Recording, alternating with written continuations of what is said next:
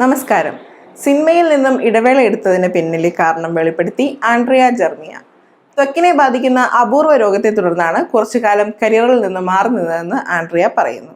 ഒരു തമിഴ് ചാനലിന് നൽകിയ അഭിമുഖത്തിലാണ് താരം ഇക്കാര്യം തുറന്നു പറഞ്ഞത്.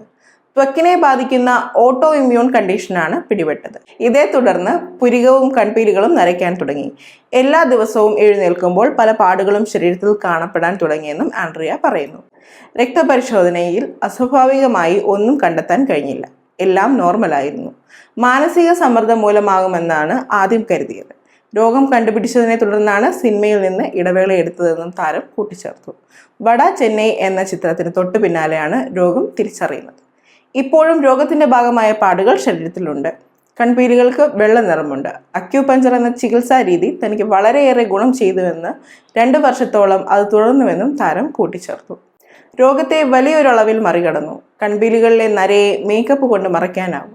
അതോടൊപ്പം ജീവിതശൈലിയും മാറ്റം വരുത്താൻ തുടങ്ങി. തുടർച്ചയായി ജോലി ചെയ്യാനാകില്ല. ചെയ്താൽ അത് ത്വക്കിലും മുഖത്തും വളരെ പെട്ടെന്ന് തന്നെ പ്രകടമാകുമെന്നും ആൻഡ്രിയ കൂട്ടിച്ചേർത്തു. ഇങ്ങനെ ഒരു ഇൻഡസ്ട്രിയിൽ നിൽക്കുന്ന ആളെന്ന നിലയിൽ സമ്മർദ്ദമില്ലാതെ ഈ അവസ്ഥയിലൂടെ കടന്നു പോകാനാകില്ല. ഒരു കഥാപാത്രം ചെയ്യുമ്പോഴെല്ലാം ആ സമ്മർദ്ദം നമുക്കുണ്ടാകാറുണ്ട്. അതുകൊണ്ട് തന്നെ പിന്മാറുക എന്നത് മാത്രമായിരുന്നു ഏക പോംവഴി. എന്നാൽ അതേക്കുറിച്ച് പലതരത്തിലുള്ള കഥകളാണ് ഇൻഡസ്ട്രിയിലും മാധ്യമങ്ങളിലും പ്രചരിച്ചത്. പ്രണയം തകർന്നത് കാരണം ഞാൻ ഡിപ്രഷനിലായി എന്നാണ് പ്രചരിക്കപ്പെട്ടതെന്നും നടി പറഞ്ഞു.